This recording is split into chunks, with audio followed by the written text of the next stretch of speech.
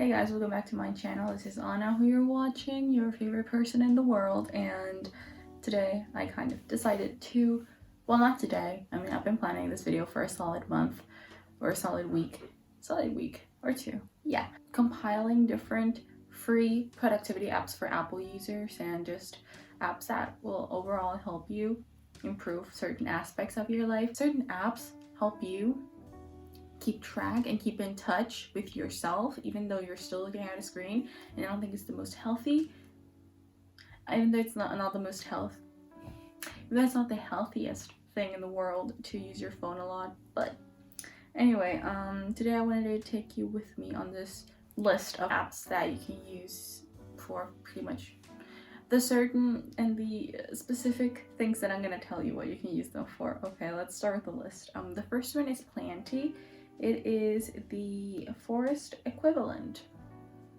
Pretty much, yes. So Plantie is basically the same thing Forest is, but for free, and it has no in-app purchases. Oh, this is another thing. I made sure that most of the apps featured in this video were free and had no in-app purchases. These apps you can use totally for free. You won't have to buy anything further, except for maybe if you want to block ads or something, but there's also tips for that going on. Okay, so Plantie is the free equivalent of Forest. So it's basically a Pomodoro style app. Every time that you focus, you are planting a tree, and if you leave the app or if you close your phone, you kill your tree, and nobody wants to kill a tree. First of all, it's really cute. The interface is really nice and it's very easy to use. The graphics are stunning. I have seriously never seen graphics so smooth and stunning and prettiest in my entire life, except for maybe The Last of Us. The Last of Us has amazing graphics. Anyway, yeah, it basically is the same focus for coins system that Forest uses, although Forest gives you like a lot more coins for the time that you spend focusing. Plantie and other apps that use the system that I have seen, they use, as well as the next study app that we're going to look at, it is 10 minutes. Every 10 minutes you get 1 coin. So if you want to buy new species of trees, even though they're relatively cheap, you would have to focus for so much time, and that actually would help me personally, because the only way that I bring myself to use Forest is because I want more coins to buy more very beautiful trees. So yeah, it's a perfect motivation system in my opinion. It helps me a lot to try to use Forest a lot more, even though if I'm doing like the most insignificant amount of work, I'll use Forest. And well, Plantie is the free equivalent to that.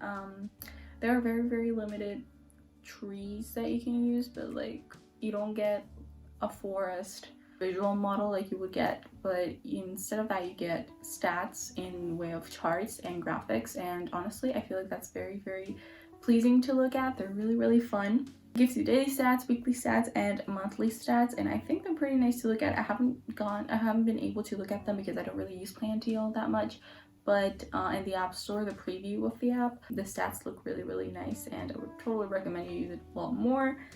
After each study session, which I think is quite nice, after each study session you automatically get to schedule your break time, so you can schedule it for 5 minutes, 10 minutes, and you would just get a break time, and I feel like that's very nice. You can also set your focus mode as in Forest so that your tree doesn't die when you exit the app. I find it really useful because I normally do exit the app if I have to do some more research on my phone, or if while I'm waiting for a page to load on my computer, I just go like on YouTube statistics or something to kill some time while it loads because my computer's a fucking dinosaur. Or sometimes I just close my phone, like I don't keep it on because I don't like to waste my battery. The next app that we have here is the absolutely cutest thing I've ever seen in my life, and it's called Study Bunny. It's a very complete Pomodoro style app as well, but it's kind of Pomodoro mixed with Poe, and I love it. I live for it. Okay, so up front it's got a tutorial that you can use. It gives you a rundown of everything that you need to know. You can also just do like poking around to see how the app works, and I personally really like to do that. It's literally so adorable and there's so a lot to do. Up front you can name your bunny. I named mine Rhonda because I don't know, I like the name. You have the obligation to feed your bunny every single day, so that there's that. You have the responsibility to come in and study. Also, it's the same thing as in Plantie, you know, every 10 minutes you get 1 coin. And it's really cute because every time you start your study session, it flips onto a little book, and you can also change the position of the book. You can also change the position of the bunny. So cute. With the coins, you can buy different backgrounds, you can buy different objects, foods, clothing. So it's so cute. It also has its own YouTube channel. Like the study bunny has its own YouTube channel, and it has several like playlists of jazz or study or lo-fi beats kind of music, so I can focus. It's just so cute. Even though the comments are turned off, I checked, but like it's so fucking cute. The artwork is so adorable. So there's also a to-do list section, so you can just put all your things in there, write it all down. The stats are so cute. They look like little pencil drawn and colored in, and it looks fantastic. You can also obviously change the color of the tags and what you are going to be doing, so that it's a color coding kind of thing. You can also use and make decks of flashcards, which I think is really cool. So it's basically an all-in-one app, so you don't even have to exit it to study. Our next app, and it is actually the app that inspired this whole video in the first place, it's called Taskade. So Taskade is basically the free equivalent of Notion, and if you want to get like the professional version, you would have to pay subscription. But the professional version honestly doesn't really have, it just has things that professionals would like to have. For example, unlimited amounts of members in a workspace, up to 250 megabytes of files, so like you can upload pictures or videos that are up to 250 megabytes. It's got a lot of advanced statistics of how people use the app. The phone app is very straightforward and to the point. It's kind of like a bullet journal, and I like the function because it's more about tasks rather than Notion, which is like an all-in-one workspace. It's more about tasks, and you can actually customize, like you can headers, you can do normal text, you can customize the size and the shape of the thing, you know, of the thing where you tick off the task. So you can make it a circle, or you can make it a heart, and you can also customize the bullet points that you use for notes, which is honestly very perfect. Also, in each like page for tasks, I guess, there's a progress bar at the top of the page, so every time you complete a task, the progress bar will progress. You can schedule events, you have like a visual calendar of it, you can star tasks, you can hide completed tasks, you can set deadlines. There are lots of free templates and templates that you can do yourself. Oh, and going back to the progress bar, I feel like it would be super helpful to do TBRs in there. I actually have like kind of plan on doing my TBR there so that I can see the progress bar going if I have like, I don't know, a saga that I want to complete, and every time I tick off a book of there, I can see the progress bar, or maybe an amount of classics that I want to read in a year and stuff like that. So that would be like super cool. And yeah, the only downside I would get to it is that it's not very intuitive. You do have to poke around if you want to find out, you know, what the tutorial is and stuff, because there is a tutorial. You just have to poke around to see where it is. At least in the mobile app. And the desktop app, it's very straightforward. It's like there for you to see, but in the mobile app you do have to poke around a little bit. So the next app that I want to talk about is Elisi. So it's bullet journal for all. I don't really have a lot to say about this app because it's very straightforward, and you also have to pay for the premium version.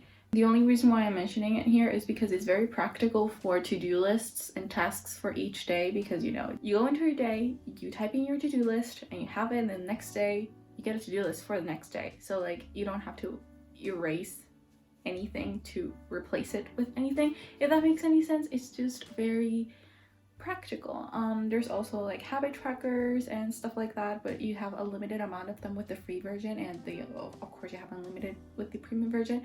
I wouldn't really use it for that. I wouldn't really use it for journaling either. I would just use it for to-do lists. You can also change the colors of the theme, so that's great. The interface is actually pretty clean, and there's a cool tutorial to use. The next app is a Level Up Habit Trainer. So this is an app that I am currently using, and it's like so cool. I cannot get enough of it. It's so cute. The interface is so clean and kind of playful and stuff. It comes with a tutorial. Very easy to set up a habit. You have to practice it at least 3 times a week, so it makes sure that you cannot click less than 3 times a week. And it uses a system of 30 days, so have to do the habit for 30 days before it moves it to the finished habits section, and you just gotta check in every single day with it. It's very easy. You can set up reminders and alarms. If there's a certain time that you like to do a task, I set up, for example, walking my dog 10 minutes before I'd like to walk him, in case that I have to like put on some proper clothes and then go ahead and walk him out. I just really like it because it's super cute, and you can set up themes for every specific habit, and it just looks so cute, and it looks like an app that I want to use. You would just like to click on it to look at it. So I love it. The next app is also a habit tracker app, and it's called Habitty. So it's very minimal, very intuitive. It's very straightforward as well. Like, it doesn't have a lot of elements that that are very like noisy for your eyes, that it can distract you. It literally just has your regular options to like do your habits, set them up, and that's it. Like, it's not a lot, and I like it personally. I wouldn't really use it because I love Level Up more than Habitty, but it's a very good option. The way that it sets up reminders, it's very customizable, and the way that you can tick off your habits is also very cute, because it's like a cross, and when you tick off a habit, you just click on a cross and it becomes a check mark, and I think that's cute. I don't know, it's a very nice app. It can set up the notifications, it's very easy to use, and yeah, it's very aesthetically pleasing as well because it's extremely minimal and it only has like the essentials for you to use it, and it's free, completely free, no in-app purchases. The next app that I have you is called To Around, and it's a to-do list app that basically helps you set up tasks in the form of circles or bubbles, and you can set up the configuration for it to be like gravity wise, so it goes like with the gravity, and you can set up the circle size, and you can set up color for it to be like something about your job, something about your friends, something about like a personal or work related or school related. The interface could use some polishing though, I'm not gonna lie, it's not the best, the most pleasing thing to look at. To be honest, I started using it today and it's not that bad. I actually kind of like it. Once you get the hang of it, it's very, very easy to use it. So like the only thing that's kind of hard is just finding out what to do. Then you can just use it pretty naturally. It's very, very fun to look at once there's a lot of circles in there that you can complete. The next app that I have for you is actually super useful. It saved my ass when I was in school in junior high, and I would fucking use it every single day of my life. I'm actually still using it on my computer. The PDF Reader and Annotated by Xodo. Besides the fact that it's free, you can just highlight things as if they were highlighted like part of the text. You don't have to use your Apple Pencil to highlight over it manually. You can just like highlight like that, but it is compatible with Apple Pencil and compatible with the Apple annotating functions, so you can also like select a highlighter and highlight manually, like in note-taking videos that you see on YouTube every single day, where you just like, I really find it very useful for my computer, for example, that I just like highlight with the normal function of it highlighting the text as it is in the PDF, because I feel like it's a lot cleaner and I don't have to stress about making the highlight really perfect. You can also do some underlining and striking and squiggly underlining along with the text, and I don't know, I feel like it's very cool. You can add notes and you can type up the notes in there, or you can put them down with the Apple functions and the Apple Pencil if you have an iPad. The next app that I have for you is actually a game app, so it's called Zen, and I've used it for like a year or two. It's basically a game app. It's a puzzle gaming app, and it's just so calming because it's so minimal. Rather than addicting, it's relaxing. It helps me with my anxiety, because when I have a lot of anxiety, I just pop on the game and I just kind of do things, and when I start getting bored, it's because I've already gotten over my anxiety, so then I know that I'm ready to step out into the real world again. It does have a couple ads, but my trick for that is just put your phone on airplane mode, put your phone on iPhone mode. Put your phone on airplane mode, and it also helps with distractions, because that way you just cut off every single internet connection, so like you won't get distracted from your notifications, and you can just use it to calm yourself down. I use it to calm myself down, and it's very, very fun. The levels keep getting increasingly a little bit harder, but it's just like it goes at a very nice pace. Thank you so much for watching this video, and in case you liked it, you can just like this video, subscribe maybe, or ring the bell for notifications if you like to see.